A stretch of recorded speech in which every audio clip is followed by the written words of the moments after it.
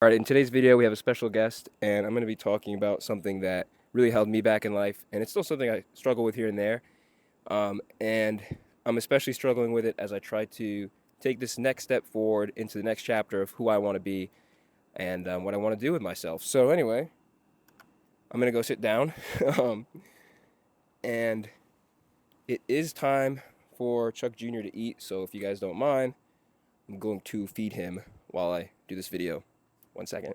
All right, it's just a fun fact. You have to give kittens milk while it's warm. Ooh, that's too warm. So I'm gonna let this cool off before we feed him.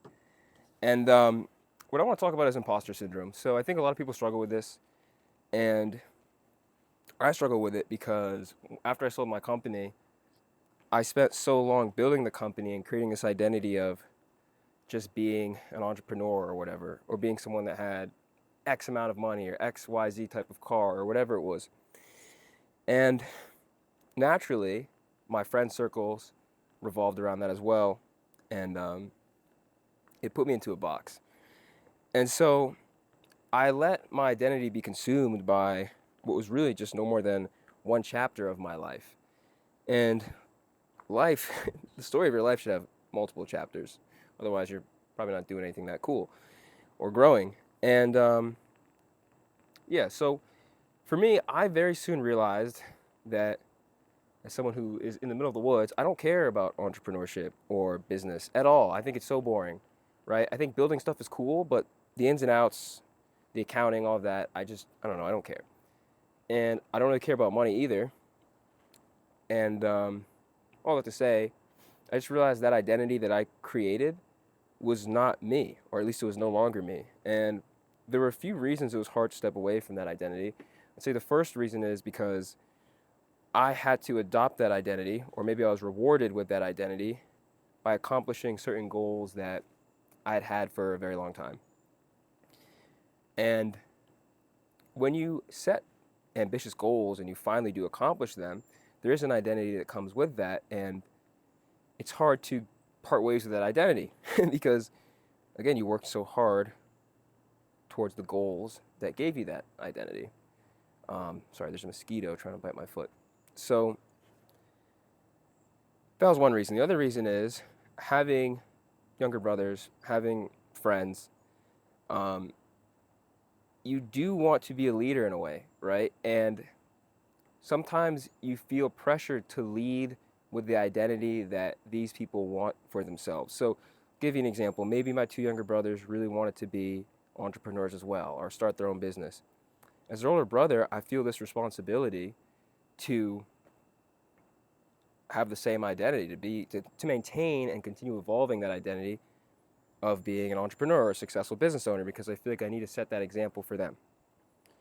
And so you kind of get stuck in that identity. You kind of get pressured into it because you want to be not only accepted by your peers, but you still want to, set an example for your younger brothers or whoever it is that might or might not look up to you. And for me, it was so hard because I just, I don't want to say I hated myself. I just didn't enjoy life or what I was doing. So even when I did try to be the best version of that identity of an entrepreneur, it didn't really work out well because it's very hard to be successful in something that you just hate, that is no longer you. So it ended up just being like a lose-lose, right? I wasn't able to set really the example I wanted. And sorry, there's a bug. And I also didn't do well in business. So now at this stage of my life, I've adopted a different identity, and that identity doesn't really concern money or business or entrepreneurship or anything like that. And it was very lonely for a while because I had to basically part ways with all the friends and circles that came with that identity. And I guess part of that loneliness was just a growing pain. But now I feel a lot better about where I am, and I've come to realize that that clarity or that acceptance only comes after action. And now that I have allowed myself to take on a new identity, but more importantly, part ways with my old identity, it's become much easier for me to embrace this next chapter of my life and actually have some sort of success in it.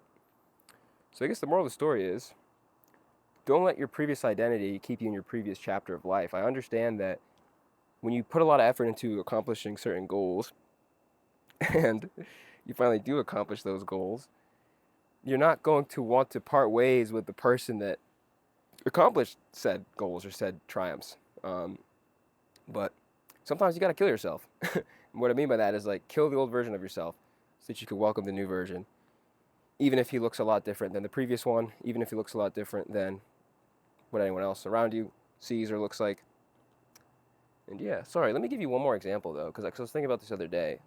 One of the most important reasons, or one of the best reasons to leave your hometown is because of imposter syndrome. Because when you live somewhere and everyone's known you for a while, they only know one version of you, and you don't feel like you're allowed to become a different version of yourself or improve or grow or whatever it is.